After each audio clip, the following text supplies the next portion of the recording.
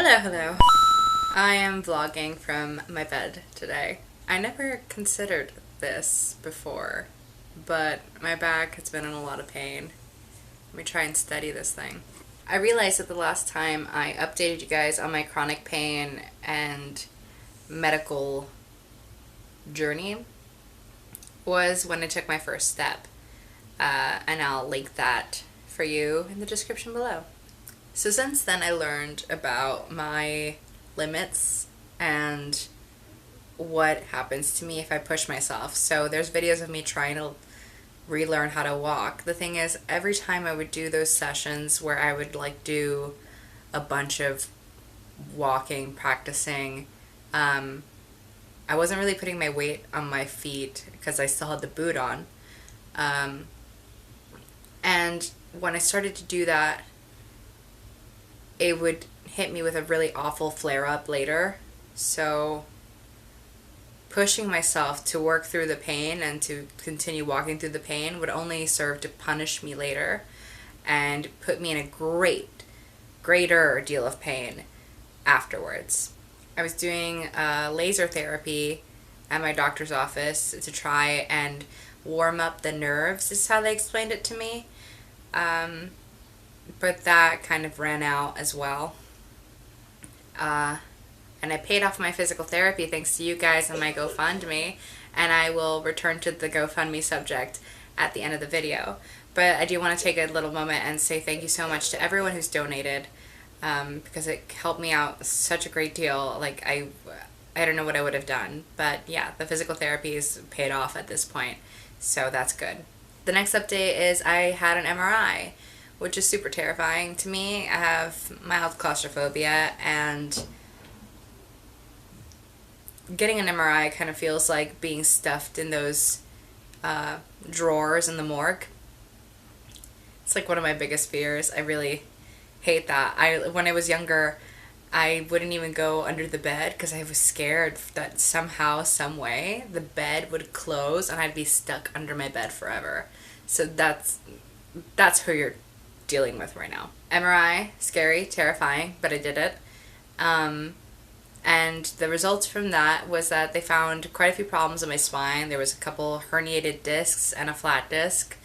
And I may have, triggered that to become worse because, me, Miss Independent Woman, was trying to move the wheelchair in and out of the car myself. That was not a good idea. And it's a very heavy chair, and I would have to walk around the car. I sat myself on the trunk and then pulled the wheelchair up and out of the trunk on my own so I could travel on my own, but I am in no condition to do that. So that means I cannot leave the house unless I am assisted, which feels really shitty to someone that's as independent as I am.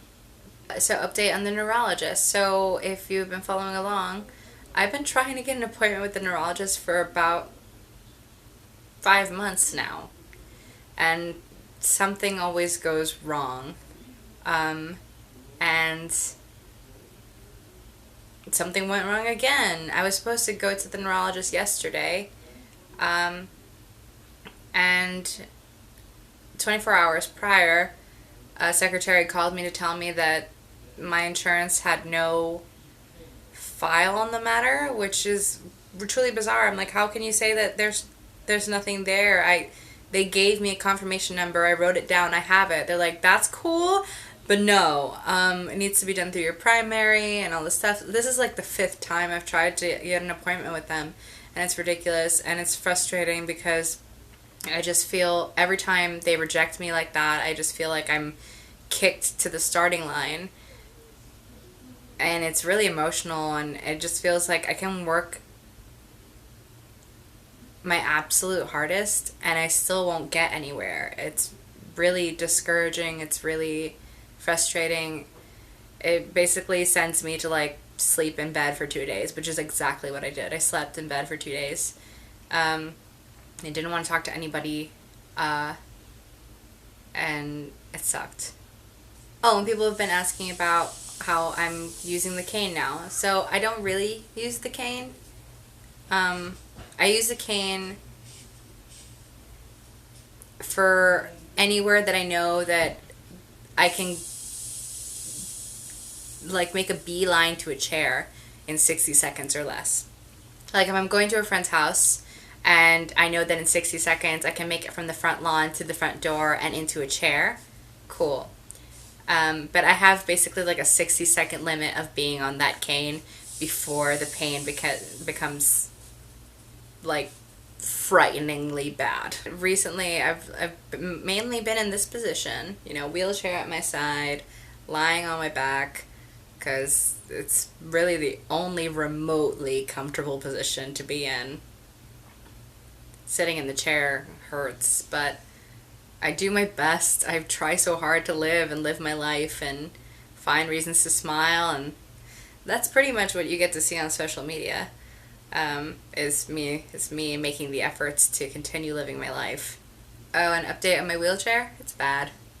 My wheelchair has always been bad. My wheelchair was given to us from a friend of the family who didn't need the wheelchair anymore, so it doesn't really fit me. It's very clunky, it's very heavy. The leg rests were terribly uncomfortable, so I took them off and replaced them with a piece of fabric. And from all the in and outs of my trunk, the left arm on the chair is completely broken, and I hold it together with tape. And those arms, because the chair doesn't fit me, are what's holding my thighs away from the wheels.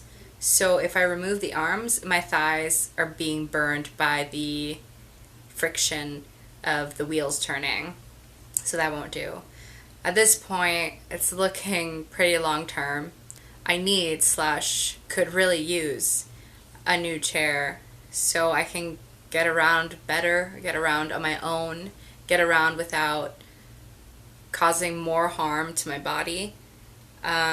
And getting access to all these medical things that I need, like my medical appointments, like any treatments or therapies for the pain, any medication for the pain, and even if it's not in any kind of economical way, any support at all is incredibly inspirational to me. People have sent me like drawings and stuff. Like if you want to send me a drawing or a funny Snapchat or anything, I would be so appreciative of it. I just kind of just feel I really need to feel connected to people again.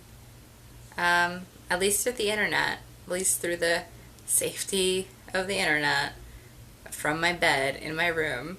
And if you have the ability to donate any money to my GoFundMe or my PayPal, I will link those two below.